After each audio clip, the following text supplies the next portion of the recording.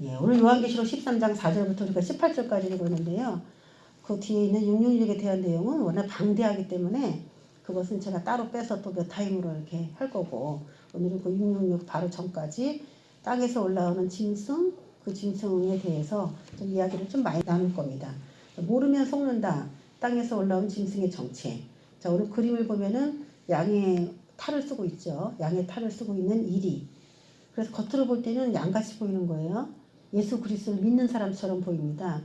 그래서 제가 기도할 때 하나님 마지막 때는 어떤 사람이 가장 조심해야 되는 사람입니까? 그러면서 제가 이제 옛날에 막 기도할 때에 하나님께서 제 마음속에 어린 교회가 장성한 교회를 칠 것이다.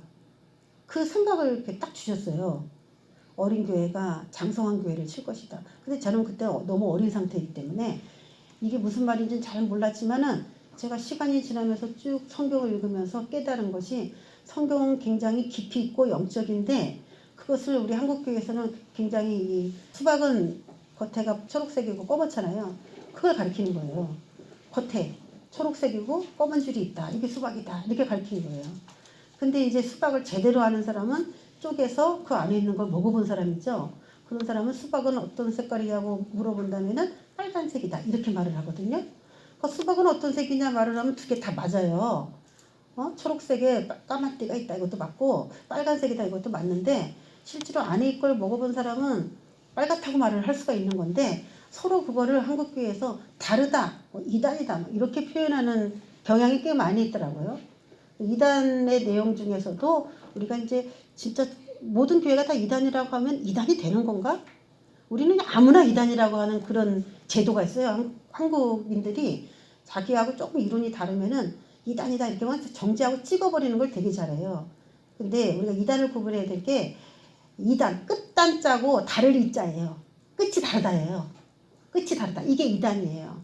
그러니까 뱀의 혀가 어떻게 생겼어요? 이렇게 생겼죠. 이렇게. 시작은 같은데 끝에가 갈라졌잖아요. 이게 뱀의 입에서 나오는 이단이에요. 그게. 그 시작은 뭔가 복음적인 것 같은데 끝이 다른 거죠. 이게 뭐냐면 창세기부터 뭐 말씀하는 건 똑같은데 요한계시록을 보면 달라요. 그리고 예수를 시작했다가 마치는 거는 이만희로 마친다든지 그러면 그건 이단이 되는 거예요. 예수를 시작했다가 뭘로 끝나야 돼요? 예수님으로 맞춰야 되는 거죠. 어? 예수님 하나님 성령님을 시작해서 예수님 하나님 성령님이 영광을 받으시고 그분의 나라가 임하는 걸로 그렇게 이해를 해야지 되는 것이지 예수를 시작했다가 마지막에 재림 예수는 이만희가 되는 거예요. 또 그들이 얘기하는 걸 들으면 또 다 또 맞는 것 같대. 거기 갔다 온 사람들은 또 그렇게 간증하더라고요. 그런 거 보면은 말이 어떻게 기술이 되게 좋은가 봐. 근데 그 사람들이 하나님을 아예 안 믿는 그런 사람의 종교였다면은 기독교인들이 안 빠졌을 거예요, 분명히.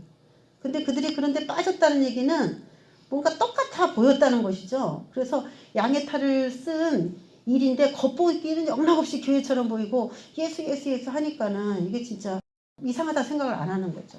그래서 우리가 이제 이런 내용들을 알아야 되는 이유는 우리가 이제 뭐 어디로 갈 수도 있고 하나님은 어디로 저와 여러분을 또 보낼 수도 있는데 거기서도 같은 교회가 아니다.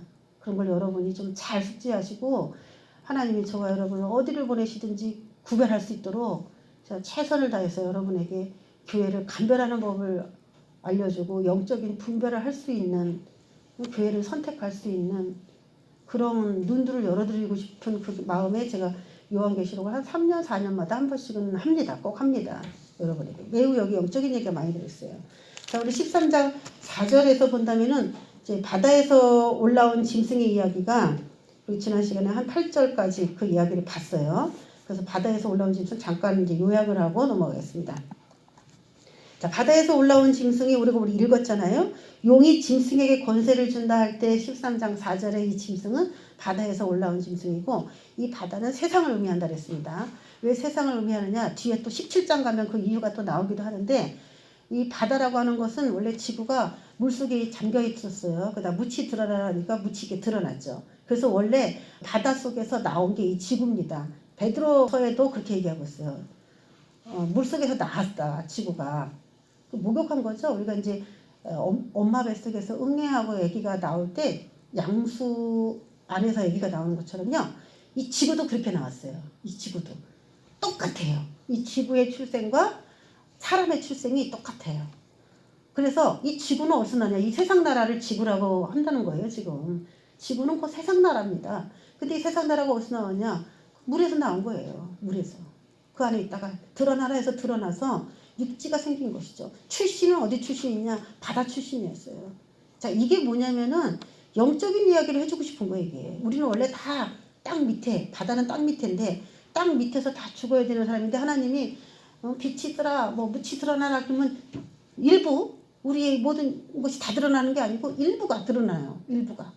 일부가 드러나지만 그것도 만족할 수는 없는 거고 하나님이 그 다음에 이제 하늘을 볼 수 있게 만들어놨잖아요. 땅이 드러났으니까 땅에 살다 보면 이제 하늘을 보게 되죠. 그래서 최고의 목표는 하늘에 도달하는 것이다. 이렇게 인간이 세 단계로 바다 밑에 있는 존재, 땅 위로 이렇게 서서 이 대기 안에 있는 존재, 또 하늘을 보고 하늘을 지향하다가 하늘로 올라가는 존재, 이렇게 지구가 그렇게 뭔가 새하늘과 새 땅으로 이렇게 이동의 지구가 가듯이 사람도 똑같다는 거예요. 지구처럼. 그 지구가 지금 물 바깥으로 나왔으니까 끝이다가 아니라 지구는 다시 새로워질 거라는 거죠. 더 새로워질 거라는 거죠. 우리도 날마다 더 새로워져야 된다는 것입니다. 모든 환경을 통해서 주님께서 말씀을 하신 거예요. 바다에서 짐승이 나온다 그러면 우리보다 땅보다 더 아래 단계를 말하는 것입니다. 그래서 땅에서 올라오는 짐승 오늘 그걸 얘기할 건데 바다에서 올라오는 짐승이 더 나쁜 놈이냐 땅에서 올라온 짐승이 더 나쁜 놈이냐 따진다면 누가 더 나쁜 놈이에요? 놈이라고 해도 돼 나쁘니까. 누가 더 나빠요? 제가 지금 얘기했잖아요. 밑으로 내려가면 내려갈수록 악한 거를 상징하는 거예요. 악한 거. 그래서 거기서 빼냈다는 것 자체가 천지창조에서 하나님의 은혜 아닙니까? 바다에서 빼냈다는 것 자체가 지구에게 베푼 하나님의 은혜잖아요. 은혜가 없으면 절대 못 나오는 겁니다. 땅속에서 나올 수가 없는 거예요, 우리가. 그런데 그 바다에서 나온 짐승은 아주 포괄적인 이미지고, 힘이 더 세고, 땅에서 올라오는 건 그 바다 가운데 일부잖아요, 땅은. 그러니까 얘는 그 바다에서 나온 짐승의 지배를 받는 것이죠. 원리적으로 따져도 그게 이제 맞는 것이죠. 바다에서 올라온 이 짐승이 통치할 수 있는 기간은 42달입니다.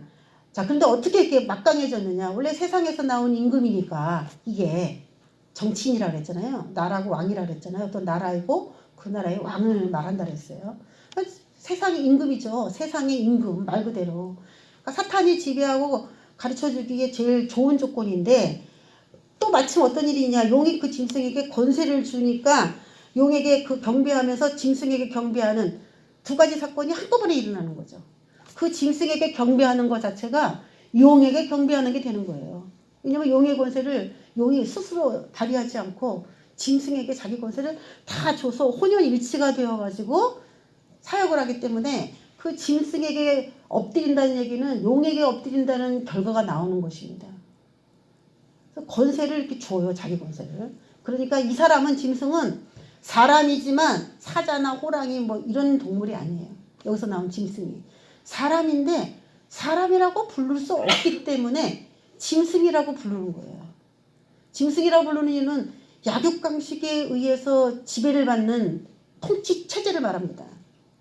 정이 있느냐, 관대함, 불쌍히 여김, 자비 이런 말이 있느냐 동물에게 없어요. 약한 자가 강한 놈을 죽이는 제도입니다.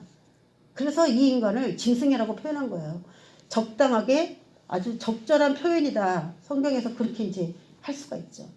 그러면 사람이 하나님처럼 하나님 형상으로도 될 수 있지만은 사람이 거꾸로 말하면 짐승화 될 수도 있다는 거예요. 그러니까 사람이 거기서 거기지. 우리가 결혼할 때 배우자를 만나 준비할 때 사람이 거기서 거기야. 뭐 그냥 대충 결혼해. 뭐 이렇게 말하지만 거기서 거기가 아니에요.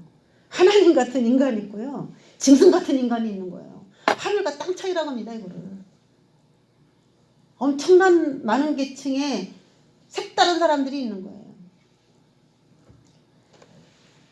여기 짐승에게 권세를 줬다는 건 사탄적 권세이기 때문에 굉장히 악랄하게. 제가 북한 주민이 탈북해서 온 이야기를 제가 2, 3일 동안에 많이 들었거든요. 많이 들었는데 제가 참 눈물이 나더라고. 그 11살, 9살 뭐 이런 애들이 탈북하면서 겪었던 그런 이야기들을 제가 쭉 들으면서 막 눈물이 진짜 막 솟구치더라고. 북한을 위해서 다시 기도하기 시작했는데 저 아이들이 뭘 알겠어요. 11살짜리 이런 아이들이. 엄마가 먼저 탈북을 하고 자기 혼자 꽃제비로 살다가 더 이상 배가 고파서 살 수가 없으니까 중국을 통과를 하면서 베트남 라오스까지 가서 태국을 가서 이렇게 한국으로 오는 그런 몇 달의 여정을 그러다가 태국에 잡혀서 또 다시 북송되고 하는 이야기를 들으면서 정말 통일 빨리 주시기를. 올해 표가 그래요. 내 손에서 하나가 되게 하라. 올해 그게 우리 표인데 제가 요즘에 그 말씀 붙들고 기도하면서 내 손에서 하나가 되게 하라의 그 내 손이 우리 손이잖아요. 그렇죠? 네 손에서 하나가 되게 하라. 그래서 제가 그 말씀을 가지고 가만히 묵상해 봤는데 결국에는 내 기도로 그들이 하나가 되게 하라는 거예요. 네 손 안에서 하나가 되게 하라. 우리가 기도하지 않으면 그들이 하나가 될 수 없다라는 그 말씀이구나. 우리가 표로만 걸어놓고 그들을 위해서 기도하지 않는다면 우리 손에서 어떻게 남북한이 하나가 되겠습니까? 그들은 여기 천국이라고 해요. 그들이 당하는 고문과 학대, 특별한 게 뭐냐면 감시입니다. 감시. 한 달에 한 번씩 가가호호 방문하면서 수색을 한대요. 누구 반동분자 숨겨놓은 거 없는지. 근데 여기 오니까 수색하는 사람이 없다는 거야. 그러니까 할렐루야지. 하나님 믿는 사람도 꽤 많더라고. 근데 요즘에 또 코로나라고 또 수색하러 온대요. 또 참, 거꾸로 됐어. 어떻게? 직장에 가보세요. 교회를 왜 수색해? 대중교통 타봐요. 여기를 왜 수색해? 직장에서 커피 먹고 밥 먹고 같이 다 먹지. 그게 뭐 4인 이상 뭐 그 기준이 있습니까? 왜 특별한 몇 가운데만 계속 잡는 거죠. 이건 경제를 무너뜨리고 결국에는 자신들이 하려고 하는 일들을 하는 것인데 이게 이제 정치를 이용한 그들의 정치를 타고 일할 짐승을 말해요. 그게. 여러분 그거는 요한계시록의 얘기지만은 우리가 살아가는 삶에도 얼마든지 적용 가능해요. 그걸 미래에다가만 뜯어 바치지 마세요. 지금 나에게도 뜯어서 이거를 분별해서 볼 수 있는 눈이 다 열려야 됩니다. 바다에서 올라온 이 짐승, 세상 임금인데 이 짐승이 42달 동안 통치할 수 있어요. 지금처럼 이렇게 안 해요. 지금처럼 이렇게 감시하고 이렇게 수색하고 이런 식으로 안 해요. 존중해주면서 안 해요. 그냥 갖다가 죽이는 거지 뭐 이런 식으로. 42달이면 3년 반이라 했습니다. 이 바다에서 올라온 짐승에게 일어나는 일이 성도들과 싸울 권세를 받아요. 그래서 이들은 누구랑 싸워요? 세상이 누구랑 싸워요? 교회와 싸우는 거예요. 교회와 세상 임금이 싸우는 거예요. 뭘로 싸우냐? 법으로. 법으로. 그러니까 아이들을 법을 공부시켜야되니까.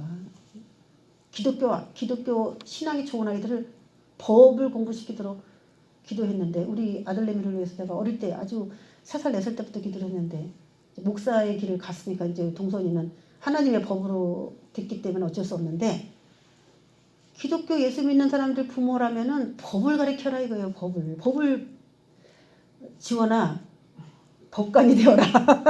변호사가 되어라. 어? 우리 이제 여자 여기도 저 박근혜 대통령 탈핵시키고 한 사람 누구 다 여자 재판관들도 다 앉아가지고 헌법재판관에 여자 남자 섞였잖아요. 그래서 8명이 그냥 대통령 하나를 탄핵시켜버렸지 않습니까?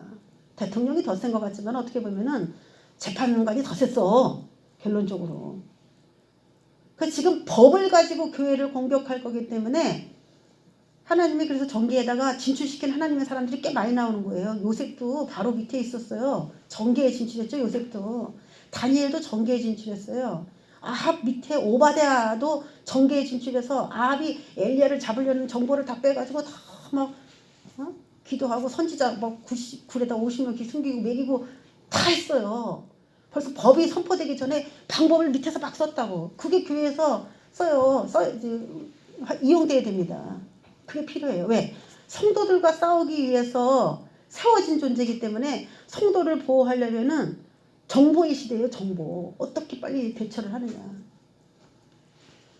성도가 다 올라갔다? 대환란에? 그럴 수가 없는 겁니다. 여기 있습니다. 전 세계를 다스리는 권세를 받았어요. 네. 다스리려고 하니까 다 추종해. 전 세계의 경고의 대상입니다. 그래서 이 바다에서 올라온 짐승을 요약하면은 세계를 다스리는 국가다. 그 국가의 어떤 대통령이다. 이렇게 요약을 다 했습니다. 자, 자, 7절에 보면은 그 얘기가 그대로 나오죠. 또 권세를 받아 성도들과 싸워 이기게 되고, 예, 성도들과 싸운다. 각 족속과 백성과 방언과 나라를 다스리는 권세를 받았다. 왜 성도들과 싸우냐? 6절에 보면은 짐승이 입을 벌려 하나님을 향하여 비방합니다. 왜 비방하냐? 그들이 하늘로 확 올라가면서 부활해가지고 어머, 드증인의 말이 맞다는 게 진짜 공식화된 거야, 전 세계에. 드증인이 외치는 복음이 어머, 죽은 다음에 막 올라가는 그런 모습을 전 세계가 지켜봤기 때문에 민망하게 된 거예요. 저들의 말이 거짓말이고 내가 맞는 말이다. 사탄은 거짓말쟁입니다. 요한복음 8장 44절 45절에 나오죠. 거짓말쟁이에요, 사탄은. 북한에서 다 거짓말해요. 그리고 여러분 생각해 보세요. 그렇게 주민들을 감시하는 이유가 뭘까요? 딴 나라 너무 잘 사는데 자기네가 잘 사는 걸로 거짓말했으니까 감시가 필요한 거 아니겠습니까?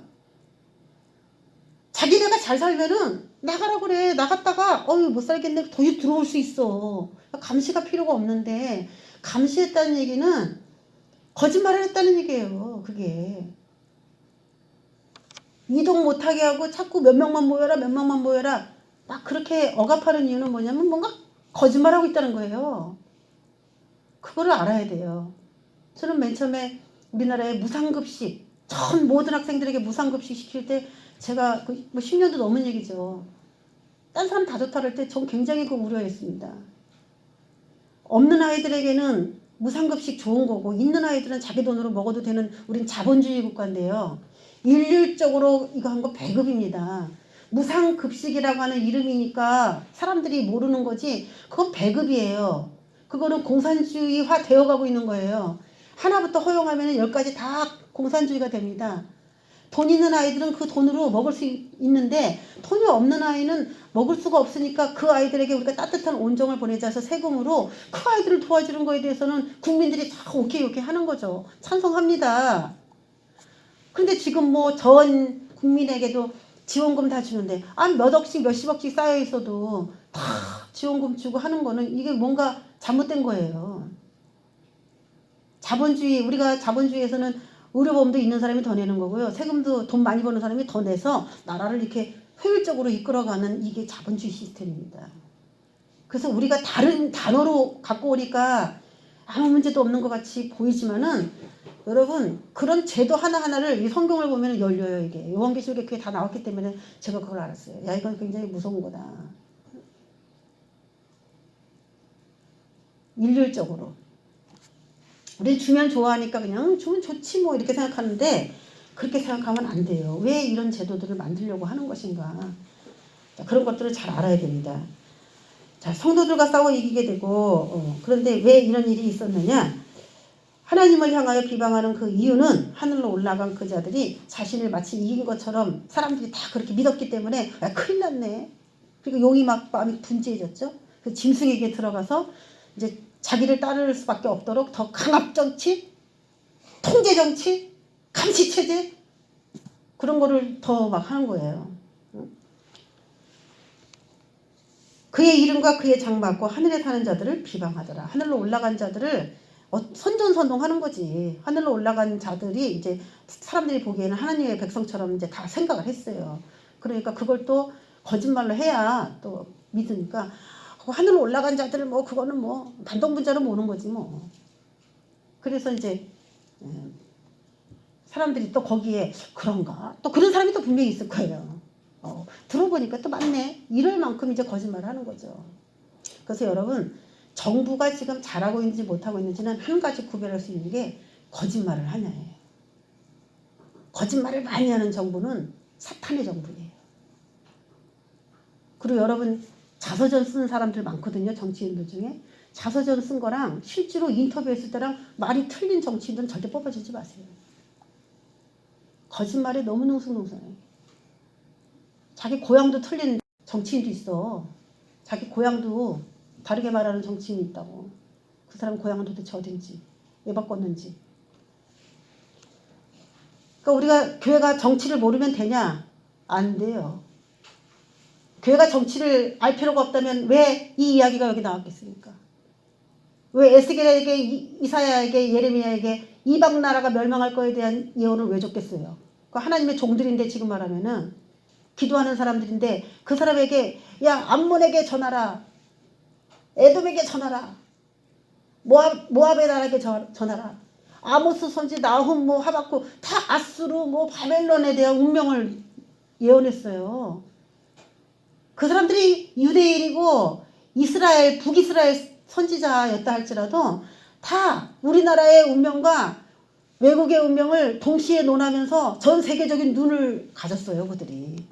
그러니까 정치에 대해서 교회가 말하지 말라. 그런 편견에 여러분 빠지면은 국가를 위해서 기도하는데 어떻게 기도할 겁니까? 기도를 못합니다. 하나님 우리나라 도와주세요. 땡! 더 이상 할 말이 없죠. 이렇게 되어가고 있습니다. 하나님 이렇게 도와주세요. 이거 막아주세요. 정확하게 기도해야 됩니다. 허공을 치는 기도하면 안 돼요. 자, 이렇게 세계를 다스리는 국가나 대통령에 대해서 요한계시록에서 아주 정확하게 이야기를 해줄 테니까 너네 이런 사람에게 경배하고 속지 말라. 너네 정치에 관심을 가져. 이거죠. 정치는 내 일이 아니야. 목사님은 성경만 해. 성경만 할 수가 없어요. 성경만 할 수가 없어요. 성경은 이 시대에 일어나는 일을 다 여기다가 압축 요약해놨기 때문에 이 시대를 보면 이 성경적으로 다 보이는데 어떻게 얘기를 안 합니까? 다 얘기할 수 있어요. 성경만 보인다는 게 신기한 거야. 성경은 혼자 저 세상에 있는 이야기가 아니에요. 이 세상에 우리랑 같이 사는 이야기고 이곳에 운행하시는 하나님의 역사고 우리처럼 이 삶을 살았던 사람들의 자서전적인 이야기고 역사책이에요. 실제 있었던 거예요. 이 세상의 삶을 어떻게 살았는지 이 안에 이제 그 사람들이 다 이야기를 해놓은 건데 우리는 동떨어진 세계에서 혼자 어떻게 살 수가 없는 것입니다. 자, 바다에서 올라온 이 짐승, 세계에서 정치인들이 어떻게 할 것에 대해서 우리가 잘 새겨 들어야 됩니다. 자, 그런데 성도들이 막 죽어요. 이자는 굉장히 강하기 때문에. 그 10절에 보면은 사로잡힐 자는 사로잡혀 갈 것이요 칼에 죽을 자는 마땅히 칼에 죽을 것이니 성도들의 인내와 믿음이 여기 있는다. 인내, 믿음. 주님께서 주시니 말씀을 주셨는데 승리할 거란 말씀을 주셨는데 뭐가 필요하다? 인내가 필요하다. 승리할 거라는 말씀을 주셨는데 그 말씀을 믿는 믿음이 필요하다. 그걸로 싸우는 거예요. 인내와 믿음으로 싸우는 겁니다. 저도 인내와 믿음으로 싸우고 있어요. 여러분도 그러셔야 되고. 자, 우리 11절에 보면은 이제 새로운 짐승이 출현하죠. 내가 보면 또 다른 짐승이 땅에서 올라옵니다. 그러니까 짐승 두 마리 정체를 알아야 됩니다. 땅에서 올라오니 어린 양같이 두 뿔 있고 용처럼 말을 하더라. 그렇게 얘기를 합니다. 자, 정리를 해봤어요. 제가 쭉 이거 굉장히 긴데 요약을 해봤어요. 땅에서 올라오는 짐승의 정체. 첫 번째는 어린 양처럼 두 뿔이 있고 용처럼 말하더라. 어린 양은 예수님이죠. 용처럼 말하더라고요. 사탄처럼 말하는 거예요. 그러니까 생긴 거는 어린 양처럼 교회처럼 예수 믿는 사람처럼 생겼어요. 두 뿔이 있고 권세죠, 권세. 근데 옛날에 그 이스라엘 백성들이 종교 체제로 형성이 됐는데 거기에 두 뿔은 뭐였냐면 대제사장과 선지자였어요. 대제사장과 선지자가 교회를 이끌었어요. 하나는 예언자고 하나님이 이런 말씀을 하십니다. 그리고 선포하는 자고 하나는 대제사장으로서 사람들의 죄를 대속해주는 제사를 드려주는 예배자로 이렇게 이끄는 그런 대제사장이었어요. 두 가지가 다 있어야 돼요. 교회는. 예배자도 있어야 되고 그리고 속죄해주고 죄를 사해주고 죄를 깨닫게 해주고 대제사장이 그 일을 해요. 그리고 예언자 하나님께서 무슨 일을 지금 우리에게 하실 건지 대비시키고 준비시키는 그런 예언 활동이 교회 안에 또 있어야 돼요. 그 예수님께서 어렸을 때 여기저기 막 도망 다니시면서 헤롯을 피해 다니실 때도 사용한 게 뭐냐면 천사를 사용하시고 꿈을 사용하시고 선지적 능력을 사용하셨어요. 다. 그러니까 선지적 계시적인 능력이 없으면은 교회가 살아남을 수가 없기 때문에 위험에 처할 때마다 하나님께서 꿈으로 천사로 환상으로 계시로 예언적 메시지로 그 사람들에게 피할 길들을 알려주셨어요. 교회는 또 여기 있어야 돼요. 여기 있으려면 뭐가 필요하냐? 성령의 능력이 있어야 돼요. 성경만 많이 한다 그래가지고 기도 안 하고 성경만 많이 한다 그래가지고 이 영이 열리는 게 아니에요. 성령님이 말하는 걸 들을 수 있는 게 아니에요. 소통하려면 영이 필요한데 이 짐승이 누군지는 아직 제가 말 안 했죠. 근데 여러분이 이제 찾으셔야 돼요. 어린 양처럼 예수님처럼 보이고 두 지도자도 있고 뿔들은 다 이제 왕이고 지도자를 말하는 거예요. 용처럼 말하니까 말하는 거 사탄처럼 말해요. 그럼 여러분은 뭘로 판단해야지 됩니까? 교회에서 이 사람이 정말 영적인 사람인가 아닌가는 뭘로 판단해야 돼요? 말로요. 말이 성경 가지고 말을 하는지 저 세상 말 가지고 말을 하는지 성경 가지고 쭉 그래서 제가 이제 강의를 많이 하는데 강의를 하면은 딴 말을 할 수가 없는데 여기저기서 하나씩 끄집어다가 이 설교 집을 만들잖아요. 그러면은 문제가 될 가능성이 굉장히 많아요. 왜냐면 문맥에서 그 문장을 따오긴 따왔는데 이게 그렇게 해석이라 해도 되는 문장인지 듣는 천중이 그 문맥을 다 이해하고 거기서 한 절 따갖고 온 거를 다 몰라요. 성도들이. 그래서 강해를 하면은 엉뚱한 얘기를 하기가 참 어렵지만 한 절 한 절 따서 주제별 설교를 하는 거는 조금 위험할 수가 있어요. 그러니까 뭐 수요일이나 금요일 날은 강해 설교를 하고 주일 날은 주제별 설교를 하고 이런 식으로 해서 듣고 분별할 수 있도록 강해 설교가 항상 껴들어가 있어야 돼. 성도들이 그걸 깨달을 수 있도록. 여러분도 마찬가지고. 용처럼 말하는 거예요. 세상 말하는 거예요. 하나님에 대한 모독적인 말을 하는 거예요. 진리가 아닌 거 얘기하는 거예요. 교회처럼 보이는데. 두 번째, 바다에서 올라온 짐승에게 경배합니다. 12절에 나오죠. 그가 먼저 나온 짐승의 모든 권세를 그 앞에서 행하고 권세가 있어요. 이 동물도. 땅과 땅에 사는 자들을 처음 짐승에게 경배하게 합니다. 처음 짐승은 바다에서 올라온 짐승인데 그 짐승에게 경배하게 해요. 그리고 또 곧 죽게 되었던 상처가 나은 자니라. 죽었다가 살아납니다. 이 짐승도요. 예수님처럼 똑같이 모방해요. 죽게 되었던 상처가 나아요. 그러면서 야, 이 사람 죽는 줄 알았는데 살아났네. 뭐 이렇게 표현될 수 있는. 큰 이적을 행하되 심지어 사람들 앞에서 불이 하늘로부터 땅에 내려오게 합니다. 이거 두 증인이 했던 일이거든요. 두 증인이 하늘에서 불을 내릴지로다 그러니까 이제 50부장을 엘리야가 살랐던 것처럼 다 악인들을 살르고 두 증인이 했던 거예요. 근데 이 땅에서 올라온 짐승도 엘리야가 했던 똑같은 사역을 해요. 그래서 여러분 저와 여러분이 표적과 어떤 그런 기적 같은 것만 믿고 따라다니는 이 말세의 성도가 가장 위험한 성도예요. 도리어 열심히 얻고 나태한 사람들은 그런 걸 몰라. 그냥 좋은 게 좋사오냐고 그 자리에 있는데 좀 부지런하고 뭔가 그런 걸 좋아하는 사람 있잖아요. 신비주의를 좋아하는 경향들이 굉장히 많더라고. 여자들이 그런 게 많아. 내가 보니까 여자들이. 어서 누가 그냥 뭐 이적이 나타난다고 하면 우르르 몰려다녀요. 이적은요. 예수님과 함께하는 사람에게는 성령의 의사가 따라오는 겁니다. 이적은 따라다니는 게 아니에요. 분별해야 돼요. 이적은 분별하는 거예요. 예수님이신 말씀과 늘 동행을 하는 사람에게 성령의 역사가 안 일어난다? 그럴 수가 없는 거예요. 예수님은 성령님과 한 분이십니다. 할렐루야. 그리고 예수님을 존중해드리면요. 예수님과 함께 하셨던 그 성령님의 역사가 그 사람에게 임파테이션 되고 야 내가 이렇게 해야 되는데 마음이 뜨거워지고 감동이 돼서 하루 시키는 대로 하다 보니까 성령님이 충만해지는 거예요. 저절로 돼요. 저절로. 사모는 하세요. 그렇지만 사모하는 마음이 필요하지 막 너무 우리 목사님들 세계에는 좀 그런 게 많아요.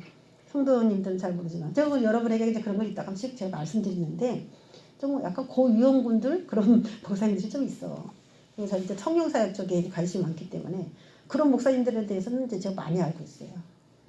근데 이제 특별히 이제 용어 선택 같은 게 참 불편한 경우가 많은데 속칭 그렇게 말을 저는 그런 목사님들을 되게 이제 별로 이제 안 좋아하는데 어떤 표현을 쓰냐면은 어떤 목사님이 와서 불을 준대. 불 받으러 와. 이런 얘기를 하더라고. 불 받으러 와. 여러분 뭐라고 얘기해야 돼요? 그분이 성령이 충만하셔. 그분에게 성령이 임파테이션 되는 그런 게 있더라고. 기름 부음이 있어. 뭐 이렇게 성경적인 용어로 이렇게 써야 되는데 불 받으러 와. 연탄불을 받으러 오는 거? 가스불을 받으러 오는 거? 무슨 불을 받으러 오는 겁니까? 불은요 두 가지예요. 물론 소멸하시는 그분은 불이에요. 하나님 소멸하시는 불이라 우리 안에 들어오시면 악한 걸 태우는 소멸의 능력이 있지만요. 그거 다 시팔할 때 썼던 방법이에요. 그래서 성령이라는 좋은 그 용어를 두고 왜 불 받으러 와라. 용어를 왜 그렇게 쓰냐고 그렇게. 왜 성령님을 그렇게 쓰냐고. 성령님의 그 하시는 일 중에 불밖에 없어요? 성령님이 하시는 능력은 지혜, 모략, 재능, 응? 열매로 따져도 9가지 이상이 충분하게 있고, 말씀, 믿음, 능력 행함. 그분을 말을 하려면은 그분을 대표할 수 있는 용어가 엄청 많아요. 그런데 한국 사람들이 좋아하는 건 뭐냐면 불이야, 불. 그 사람들의 기질인 거지, 기질. 기질이 불 그럼 뭔가 강해. 그러니까 이제 성령의 불 뭐 이런 단어도 써도 틀린 건 아닌데 그런 거를 좋아하는 거예요. 근데 그것만 불 받으러 와라. 자, 이런 얘기를 이제 목사님들이 많이 하는 이유는 뭐냐면은 그분들이 성령을 잘 이해하지 못해서 그렇다. 저는 그렇게 생각합니다. 성령을 한마디로 말하면 거룩이에요. 거룩하신 영입니다. 그게 거룩할 성자예요. 그분이 오면 어떻게 되냐면 사람은 거룩해져야 돼요. 세상으로부터 분리된 뭔가 자기만의 구별성을 갖게 하시는 능력이 성령님의 대표적인 근성이에요. 너 세상에 속해 세상 사람처럼 살지 마. 그게 유행이라고 할지라도 요즘 애들 막 욕하지. 욕하고 뭐 엄청 응? 나쁘다고 생각 안 해요. 그냥 다 욕하니까. 그게 유행인데 그래도 성령님은 우리 입이 더러워진다라고 알려주시거든요. 그런 거를. 그러면 성령님을 상징할 때 저는 불이라고보다는 거룩이다라고 봐야 돼요. 성령님의 거룩하심을 우리가 임파테이션 받아야 된다. 이게 가장 좋은 말이에요. 근데 우리는 인격적인 것보다 능력적인 걸 위주로 성령 사역이 지금 돌아가고 있어요. 우리나라가. 인격의 변화보다 나타나는 능력에 더 초점을 맞추고 사역을 하다 보니까 쓰러뜨리려고 그래. 막 그냥 밀어가지고 막 쓰러뜨리려고 그러고 안 넘어지면 또 넘어뜨리고 눈에 보이는 가시적인 어떤 현상에 굉장히 집중돼 있어요. 한국교회 성령사역이. 저는 이건 아주 뭐라 그럴까 어린아이 수준이다 생각합니다. 그건 좋은 게 아니에요. 말씀을 듣고 깨닫고 내가 주님을 믿으면서 내가 성품이 바뀌었나. 내 생활에 변화가 일어나고 있는가. 그리고 그분들의 그러니까 제가 여러분 정치인을 보더라도 누굴 보더라도 그분의 말을 보라는 거예요. 말을 억세게 하고 드세게 하면 사람들이 뭔가 큰 거 하겠다고 좋아하는데 그런 사람이 제일 위험한 사람입니다. 말을 정중하게 하는 사람인가를 봐야 돼. 정치인들은 법을 다 만지는 사람이야. 예? 카리스마 있고 뭐 강압 정치하는 사람들을 좋아하는데 그 강압이 우리를 찔러요. 정말 점잖고 말을 품위 있게 하는 사람을 여러분이 성령의 사람이라면 그런 사람이 마음에 와야 돼. 와닿아야 돼. 그런 사람. 삶이 절제가 있고 문제가 없는 삶을 가진 그런 사람들을 여러분이 지향해주고 밀어줘야지 막 불륜, 뭐 음란, 사기, 음주운전해갖고 딱지 몇 번씩 대고 전과자 딱지 고르대도 일은 잘한다. 막 밀어주면요. 법을 만들고 법을 제정하는 사람에게 무법천지를 여러분이 도장을 뻑뻑 찍어주는 거야. 무법천지 세상이 되도록. 그거는 하나님의 뜻이 아니에요.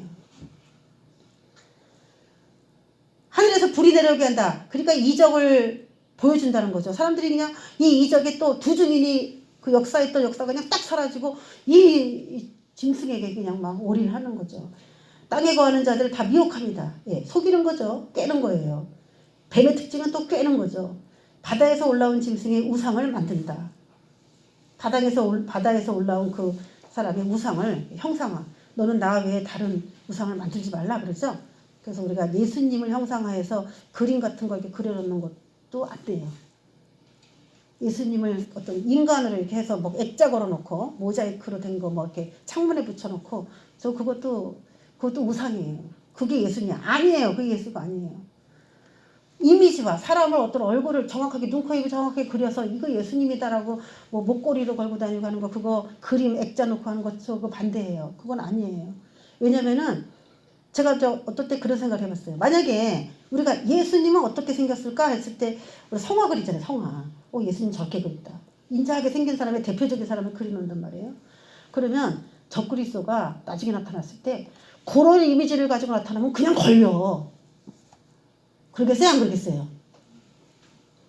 적그리스도가 여태까지 우리가 인류 세계에서 봤던 예수님의 그 성화 그 이미지로 나타나가지고 머리에 단발머리 구불구불한 단발머리 해가지고 갸름한 그 이미지로 나타나면요.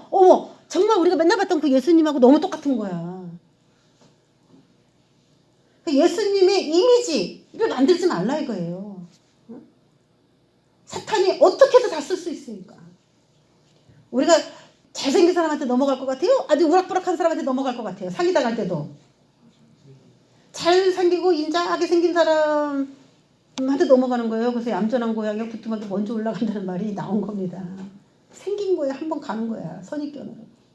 그러니까 예수님에 대한 이미지를 심어주지 말라 이거예요. 어떤 이렇게 생긴 사람이다라는 이미지. 근데 이들이 좋아하는 건 뭐냐면 우상을 만들어요. 이 사탄은 뭐냐면 어떤 형상을 자꾸 만드는 걸 좋아해요. 여러분 저기 북한에 김일성 우상 있잖아요. 우상 3만 개가 넘어요. 그 사탄은 그런 걸 좋아해. 응? 누굴 기리기 위해서 이렇게 만드는 거. 근데 그 우상이 가만히 있는 그런 우상이 아니라 말을 하게 해. 말해. 최첨단 시스템이죠 이게. 근데 이게 어떤 기계로 하는지는 모르겠지만 영이 들어가서 이게 가능하냐? 가능하다는 거예요. 영이 들어가서. 우상에게 경배하지 않는 자들을 다 죽입니다. 그래서 이때는 두 가지야. 우상에게 경배하든지 경배하지 않고 죽든지. 그런데도 살아나는 사람이 있을까? 있어요. 예수님이 재림하실 때까지. 지금 공중에 계시는데 대활란 때는 공중에 계시거든요 현재. 근데 그래서 이제 대활란을 순교하면 이제 그분이 이제 맞아주시는 거예요. 그러다 이제 점점 그분이 이렇게 내려오시는 건데 생존자가 있어요. 그래서 살아있는 우리도 하늘 속으로 끌어올려 공중에서 주를 영접하게 하시리니 그 말이 있잖아요. 살아있는 자도 끌어올려. 우상에게 경배하지 않는 자들을 다 죽이는 일을 요 짐승이에요. 그러니까 요 짐승이 어떻게 보면은 바다에서 올라오는 짐승은 자리를 차지하고 있는 이 남편과 같은 역할을 하고요. 이 땅에서 올라오는 짐승은 그 사람을 출세시키기 위해서 그 사람이 정권 유지를 잘하게 하기 위해서 밑에서 막 서포트하고 돕는 일은 사실 악한 일은 이 짐승이 더 많이 해요. 진짜 활동하는 건 더. 그거 저기 땅에서 올라오는 짐승 회장님이라면은 이 밑에 있는 땅에서 올라온 짐승은 그 조력하는 조력자들이야. 그러니까 이 땅에서 올라온 짐승은 많겠죠. 바다에서 올라온 짐승은 하나이겠죠. 응? 많을 거예요, 되게. 자, 이마나 오른손에 표를 받게 합니다. 표에 대한 이야기는 우리가 다음 시간에 하고, 표 없는 자들은 매매를 금지시킨다. 이런 일이 있어요. 매매는 경제죠. 먹고 사는 문제예요. 제일 심각한데 요거를 딱 잡는 거죠. 자, 땅에서 올라오는 짐승은 종교계의 리더다. 제가 이렇게 얘기를 했죠. 왜 그랬습니까? 어린 양처럼 생겼다. 예수님처럼 보인다.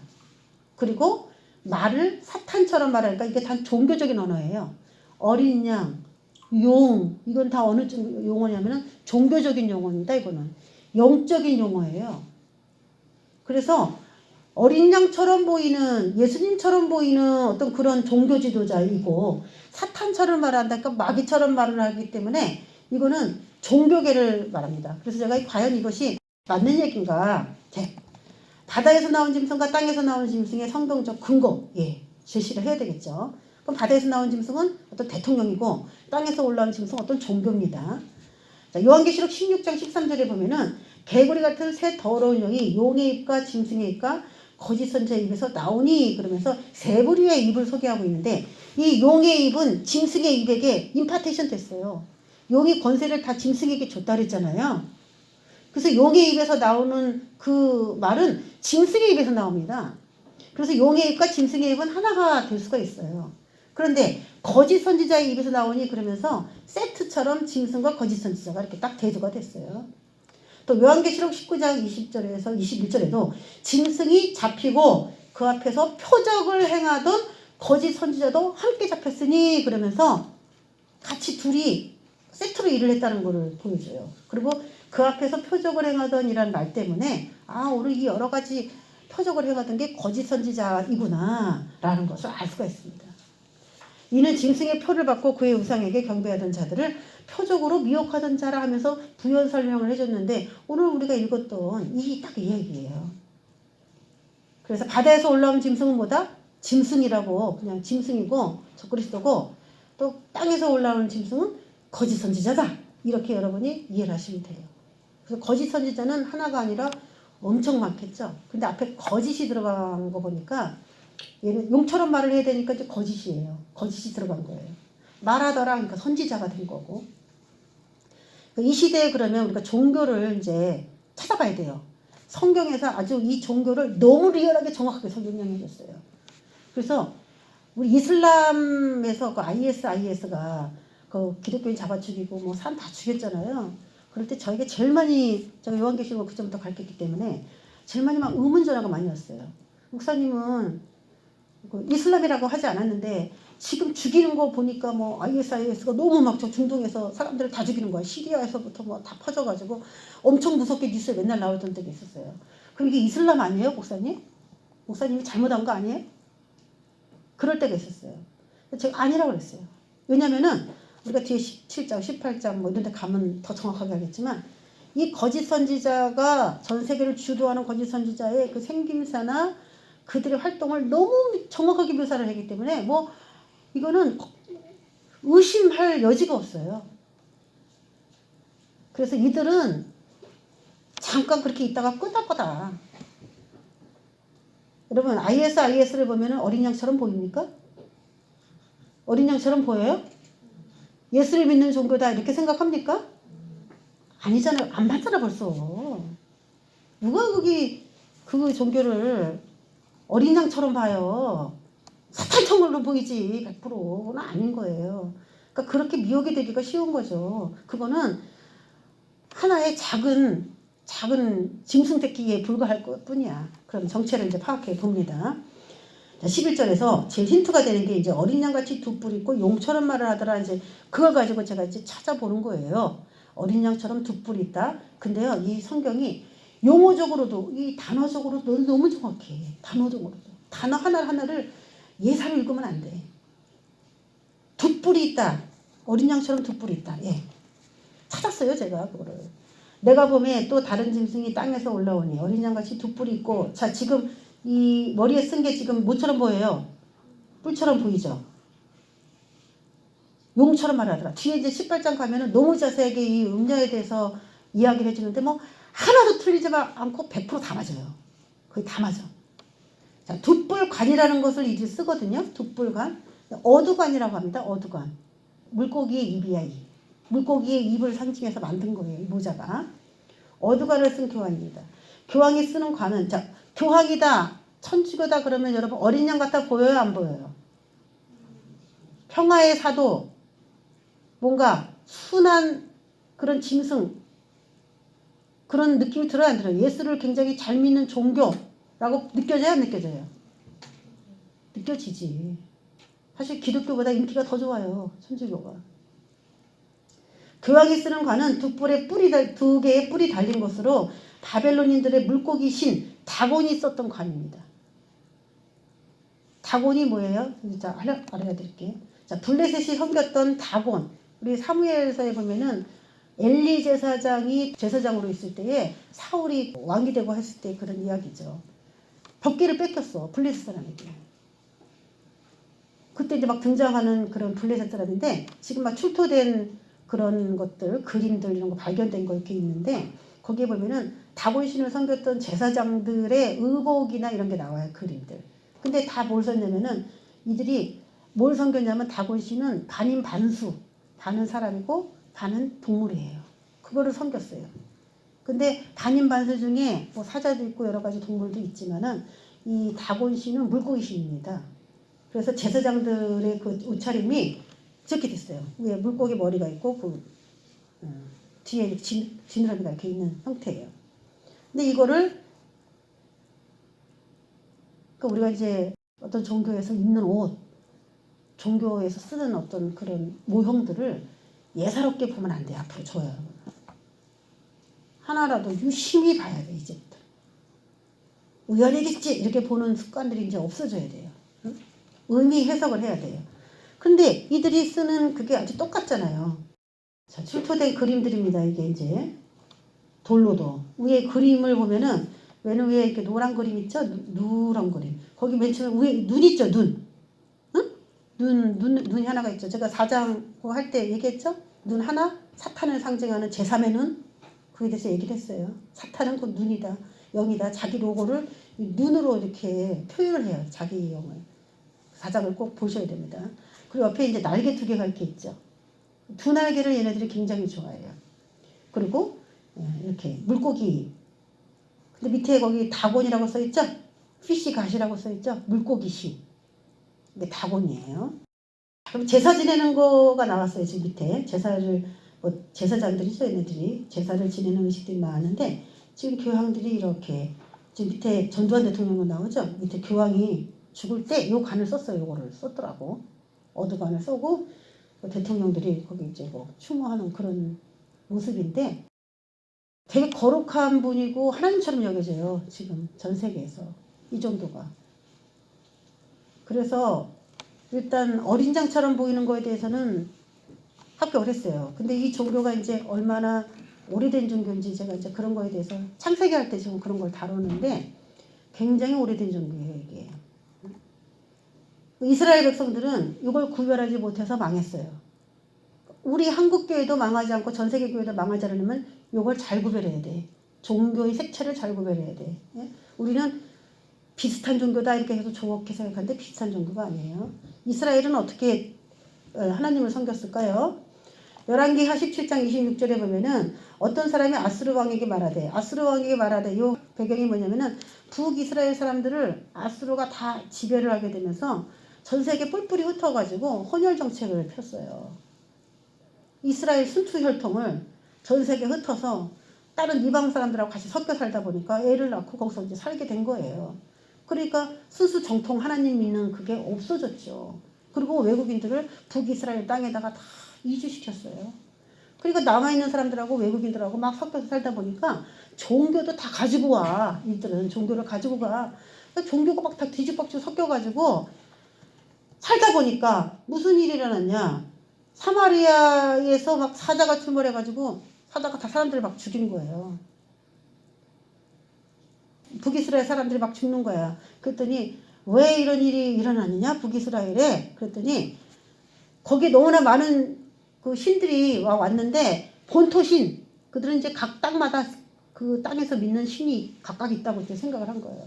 그 본토신의 법을 모르는 사람들이 이주해가지고 그 본토의 신이 화가 난 겁니다. 그 본토의 신에 대해서 주인들한테 가르쳐줘야 될 것 같아요. 거기 그 땅에 살으려면은. 그렇게 얘기를 했어요. 그랬더니 제사장들을 이스라엘의 제사장들을 불러다가 북이스라엘에 살고 있는 너네 땅에 살러 온 사람들한테 하나님에 대한 지식을 좀 가르쳐라. 제사 지내는 법을 가르쳐라 해가지고 가르쳤어요. 그 얘기를 하는 거거든요. 왕께서 사마리아 여러 성읍에 옮겨 거주하게 하신 민족들이 그 땅, 북이스라엘의 그 땅 신의 법을 알지 못하므로 그들의 신이 사자들을 그들 가운데 보내매 그들을 죽여 싸우니 이는 그들이 그 땅 신의 법을 알지 못함이다. 그래서 하나님이 화가 나가지고 그 북이스라엘에 살고 있던 사람들 다 죽인 겁니다. 그랬더니 그들이 제사장을 그렇게 세웠더니 하나님으로 이렇게 전환한 게 아니고 자기가 원래 이 땅에 올 때 가지고 왔던 신도 거기서 믿고 또 그 땅에 또 신이 되니까 하나님을 또 믿고 두 가지, 세 가지, 네 가지 신이 북이스라엘에 그냥 잔뜩 있었던 거예요. 각 나라에서 다 온 사람들이 자기 신을 다 갖고 와가지고 혼합 종교가 돼버린 겁니다. 혼합 종교. 이스라엘이 이게 이제 문제가 된 거예요. 이 혼합 종교. 그래서 우리가 하나님을 믿고 딴 걸 같이 믿고 하면 괜찮냐? 안 되는 거죠. 뭐. 너는 나 외에 다른 신을 섬기지 말라고 했던 이유가 그거였는데 얘들 십계명을 어긴 겁니다. 그들이 여호와도 경외하고 그 민족의 풍속대로 자기가 원래 살고 있던 땅에서 지냈던 풍속대로 자기의 신들도 섬겼더라. 이게 이스라엘의 큰 문제가 되고 올무가 됐어요. 이들이 이제 섬겼던 그 신들인데 이런 신들이 있어요. 이거 생각나는 거 있죠, 여러분? 스타벅스. 그냥 목사님들이 우리 지방 내려가고 그러면 지방 그 가고 그러면은 목사님들이 나를 데리고 스타벅스 그 드라이브 스루 거기 데리고 가. 나보다 연세가 다 많은데 내가 참 가르칠 수도 없고 곤란해. 왜 이걸 다 팔아주냐는 거예요. 왜 이거를. 응? 이런 걸 알고 우리가 똑같은 돈을 써도요. 축복을 받을 수 있고 저주를 받을 수도 있는 거예요. 똑같은 돈을 써도. 꼭 그거 안 먹으면 큰일 나는 것도 아니고. 네? 하나님을 사랑한다고 하면서 몰라가지고 엉뚱한 짓을 할 가능성이 너무 많아요. 알아야 돼. 그래서 알아야 돼, 하나님을. 자, 지금 이제 마리아를 상징하는 게 뭐냐면은 M이에요, M. 이 M이라고 하는 게 이제 마리아라는 뜻인데, 약자인데, 카톨릭은 어떤 교리가 있냐면요. 카톨릭은 공동구속자를 인정해요. 구속이라는 건 죄를 사하고 구원한다 이 뜻인데 공동구속자 설이 이들이 가지고 있는 이론이에요. 마리아와 예수님이 죄에서 우리 인간을 구원한다. 공동으로 구원한다. 여러분 우리 이거는 완전히 이단입니다. 기독교와 뭐 형제자매다 그런 게 아니에요. 완전히 달라요. 근데 우리가 제일 위험한 사람이 아주 다른 사람은 내가 안 만나면 되는데 비스무리한 사람, 긴가민가 하는 사람이 잘 모르겠잖아. 그렇죠? 카톨릭에서 쓰는 메달입니다. 이게 한쪽엔 마리아, 그 뒤에는 십자가에다가 M자가 이렇게 있는 요런 것을 그들이 메달로 사용하고 있어요. 그래서 그들이 만든 이런 그림들이에요. 이게 다 그들이 쓰는 그림이고 밑에 있는 이런 표식들도 그 카톨릭에서 쓰는 그 표시들이에요. 이게 항상 십자가와 M이 같이 있어요. 이거는 뭐냐면은 공동구속자라는 의미가 있어요. 이게 마리아로도 구원받을 수 있고 예수님으로도 구원받을 수 있다.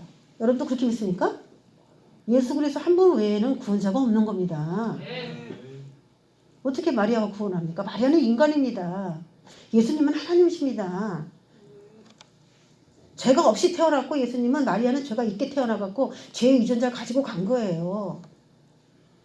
그런데 여러분 아들이 죄가 없으면은 뭐라고 생각하냐면 엄마는 당연히 죄가 없겠지 이렇게 생각하죠.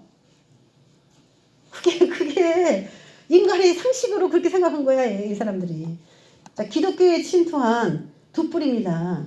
응? 이게 지금 김영애 선교사라고 굉장히 유명한 선교사예요. 예수밖에 모르는 사람이야 이 사람이. 응? 설교할 때 예수 믿으면 다냐?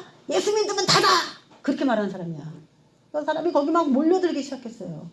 근데 그 사람이 책을 냈거든요. 다시 복음으로라는 책을. 근데 십자가에다 이걸 걸었어요. 여러분 이거 걸은 거 많이 보셨죠? 요즘엔 좀 많더라고. 저 10년 전에 이런 얘기할 때는 몇 개밖에 없었는데 지금 많아요. 그리고 여러분 그 유튜브에 들어가면은 뭐 다윗의 장막 그런 데 보면은 그 메인 화면에 이런 거 띄웠어요. 근데 왜 성도들이 이런 거를 교회에다 걸어놓으면 저게 무슨 뜻이에요 목사님? 이라고 왜 안 물어봐? 예? 여러분 십자가에다가 뭐 하나 더하지도 말고 빼지도 마세요. 내가 너에게 말한 그 말씀 외에 하나도 더하고 빼면은 그 형벌이나 재앙이 너에게 간다 그랬습니다. 왜 우리 십자가의 구원을 믿는 사람인데 왜 거기다 더하고 빼고 왜 그러냐고. 언제부터 이 천조각이 이렇게 올라온 거예요? 칼라풀이야. 이 칼라도 다 의미가 있는지 모르겠는데 온누리교회도 걸어놓은 그림이 이게 인터넷에서 찾은 거예요. 사랑의 교회, 서울 종교교회. 이 종교교회에서 WCC 다 인정해 준 거잖아요. 그러면 이게 얼마나 무서운 거냐면요. 예레미야 44장 17절에서 보면은 이 얘기가 나와요. 우리가 본래 하던 것, 그 이스라엘 백성들이 본래 하던 그런 일들이 있었는데 우리와 우리 선조와 우리 왕들과 우리 고관들이 유다 성읍들과 예루살렘 거리에서 하던 대로 하늘의 여왕에게 분향하고 그 앞에 전제를 드리자. 우리가 원래 하던 게 이거였다는 거야. 이스라엘 백성들이. 그러니까 이거는 하루 이틀 전에 내려온 게 아니에요. 하늘 여왕이라고 하는 여왕에게 이 분향하고 전제를 드린 이런 이야기를 하고 있어요. 이 숲 망한 거야. 그래서 예레미야 때 망했잖아요. 남유다가. 그때는 우리가 먹을 것이 풍부하며 복을 받고 재난을 당하지 아니하였더니 이렇게 믿고 있는 거예요. 우리가 하늘 여왕에게 제사를 드릴 때는 먹을 것이 풍부하고 재난을 당하지 않았는데 우리가 하늘의 여왕에게 분향하고 그 앞에 전제에 드리던 것을 태한 후부터는 모든 것이 궁핍하고 칼과 기근에 멸망을 당하였다고 도리어 이렇게 생각을 하면서 더 열심히 분향을 했어. 탈망의 원인을 모르는 거예요. 여러분 한국교회도 우리가 기도해 줘야 돼요. 이게 한국의 대형교회에서 지금 다 그거 하는 거예요. 여러분이 어떤 교회 가더라 저런 교회는 가지 마요. 아무도 이유도 모르면서 멋있어 보이네 칙 걸고 그러지 마세요. 그리고 바깥에도 요즘에 옥 외에도요 그 창문을 이렇게 M자로 만들어요. 창문을 의도적으로. 그 십자가에다가도 뭐 더렁더렁 달아놓은 건요. 여러분 의문을 가지시고 물어보세요. 목사님 저건 왜 걸었습니까? 하고. 성도들이 똑똑해야지 됩니다. 그래야 목사들이 헛듣지 못해요. 저도 목사지만은 나쁜 사람들이 워낙 많으니까. 여러분 무조건 여러분의 영혼이니까 여러분이 책임지고 응? 관리해야 돼요. 여러분 여인들은 이르되 우리가 하늘의 여왕에게 분향하고 그 앞에 전제를 드릴 때 어찌 우리 남편의 허락 없이 이렇게 과자를 만들어 놓고 드렸겠느냐. 남편들이 허락했다는 거야. 예? 온 가족이 하늘의 여왕을 하나님이라고 생각하고 분양을 드린 거야. 모른 거야. 하나님이라고 하면서 드린 거예요, 이게. 자, 창세기 10장 8절에 보면은 구스족이 나옵니다. 노아의 세 아들이 등장하는데 셈, 함, 야벳이 등장하죠. 거기서 함은 흑인종이에요. 그 함족 가운데 구스, 함, 뭐 이러면 다 그냥 흑인이다 이렇게 생각하시면 돼요. 함족. 근데 그 함족의 자녀 중에 구스가 있는데 구스가 니므롯을 낳았어요. 근데 니므롯은 어디다 나라를 세웠냐면은 신할 땅 바벨에다가 나라를 세웠어요. 그래서 바벨이라는 얘기가 이제 언급이 돼야 돼. 우리가 이제 이걸 이해하려면. 니므롯 하면 바벨이 생각나야 돼. 바벨. 즉 바벨론 계속 나올 거거든요. 요한계시록에. 바벨론. 그러니까 바벨론의 창시자 누구냐? 니므롯이에요. 구스고 그 아버지 함이에요. 함 위에 올라가면 노아지 뭐. 노아의 아들 중에 하나니까.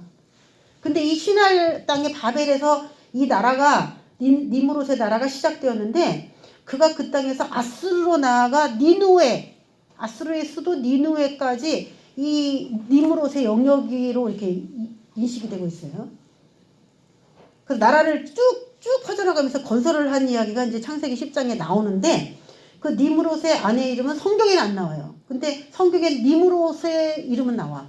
그렇기 때문에 니므롯이 나왔다니까 이제 신화에서는 니므롯의 부인도 있고 아들도 있어요.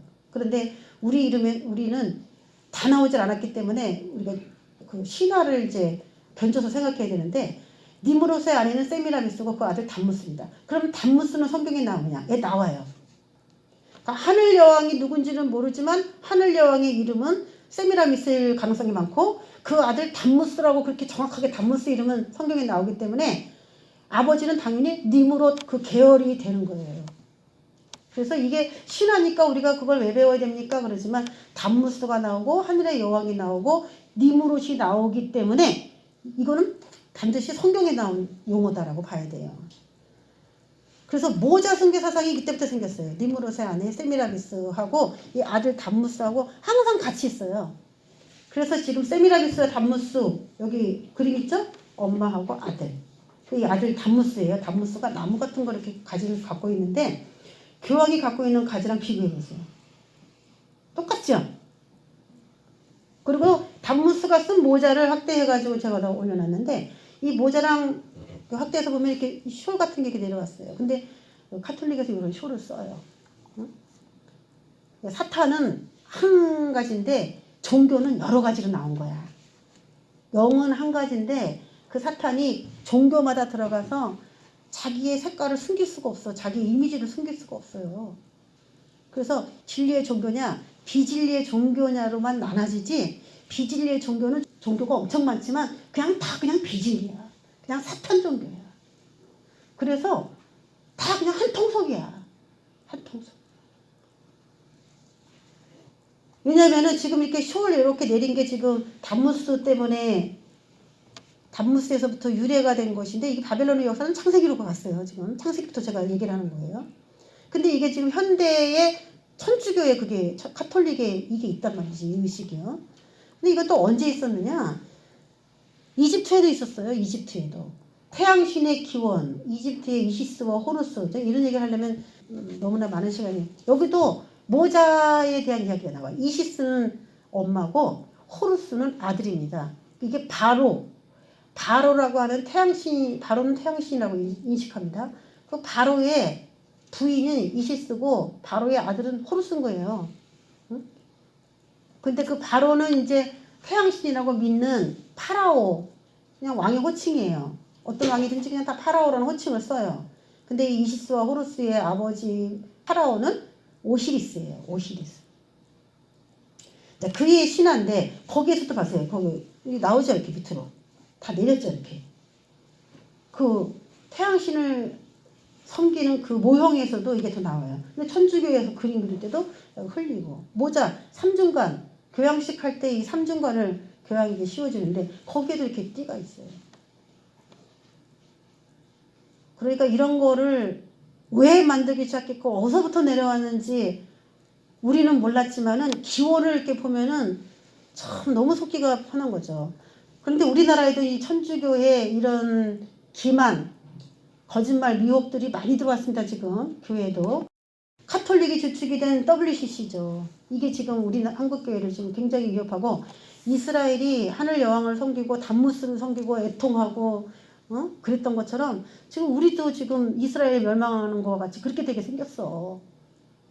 그래서 교회에서 이렇게 예배를 드리면 뭐 중도 와서 설교 한마디 하고요. 그것도 이방 그 유령 숭배, 뱀 숭배하는 종교들이 전 세계에서 와가지고요. 같이 예배를 같이 드려. 응? 하나님이라는 이름만 틀린 거지 우리는 동일한 한 신을 믿는 것이다 이러면서요.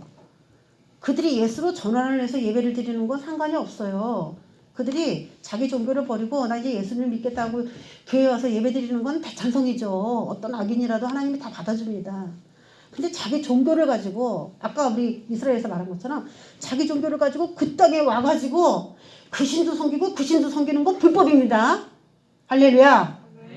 안 되는 겁니다. 성경에 다 있는 얘기잖아요.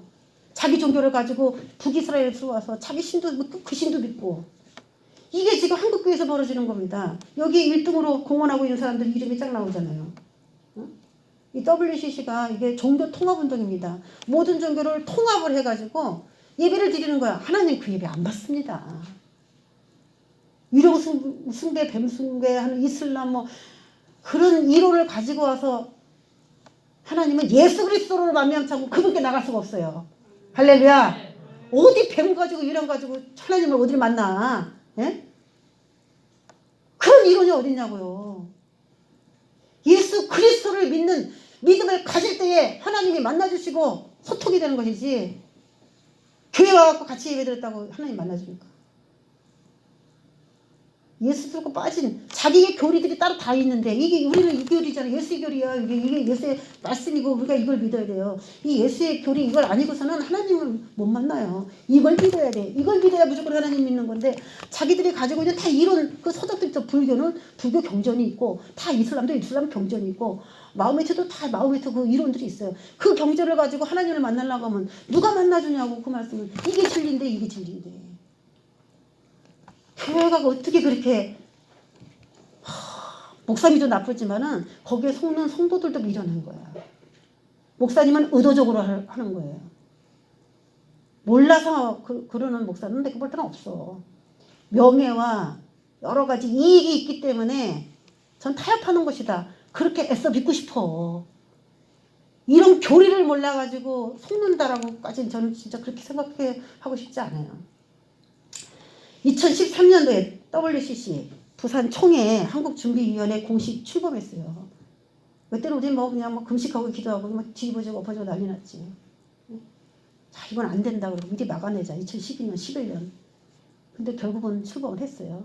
거기에 무슨 주렁주렁 성황당 같이 차려놓고 제사상도 차려놓고 제사상을 차렸어. 그게 기도 밥상이래.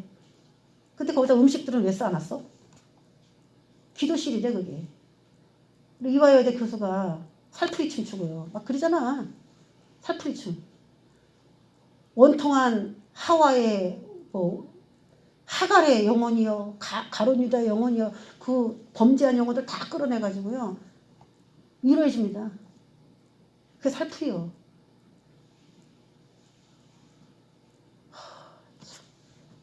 불쌍하대.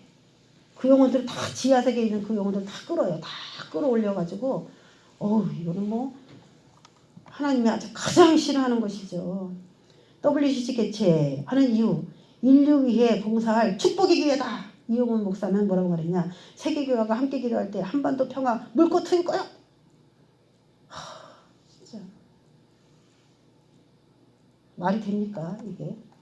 감사하게도 근데 반대하는 세력들도 있어요. 예수님 외에도 구원자가 있다는 WCC 적그리스도, 예수님을 믿지 않아도 구원받는다는 WCC 이러면서 막 반대 항의를 했죠. 여기에 대표위원장이 그 당시에 정광훈 목사님이었어요. 반대위원회였어. 반대위원회. 그분이 막 너무 막 밀어붙이는 상황도 있고 여러 가지 좀 문제도 있고 그러지만은 또 좋은 일은 또 하신 게 많이 있어.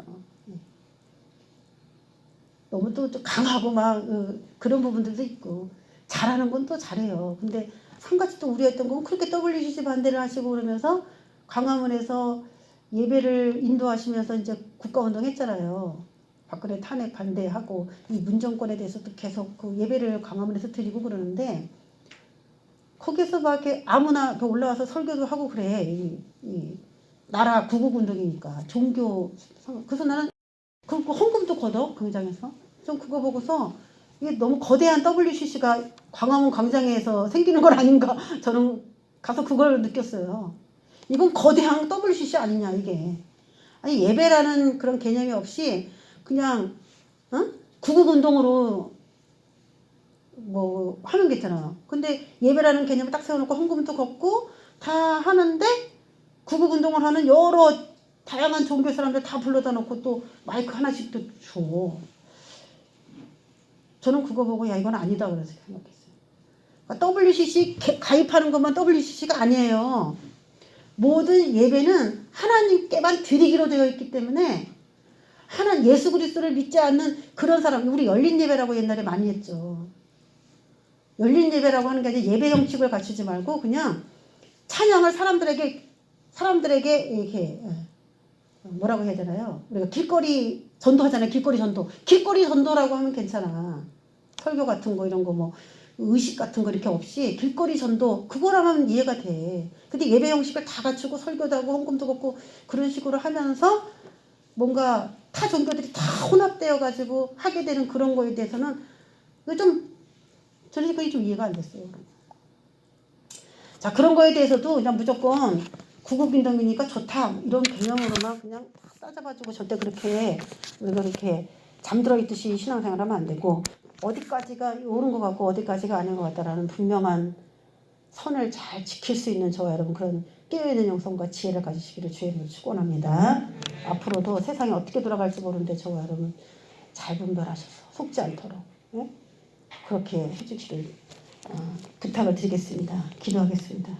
하나님 아버지, 이스라엘 백성들이 실수했던 그 실수가 한국교회에 또 일어나지 않게 기도합니다. 전 세계 교회가 다시 그 말씀, 구약에 있는 그 말씀이지만 지금 또 몇천 년 후에 또 시작되고 있습니다. 사탄은 똑같은 방법으로 미혹하는데 또 속고 너무 어리석습니다. 깨어있어 구약의 말씀도 신약에 대비할 수 있도록 그렇게 볼 수 있는 눈을 열어주옵소서.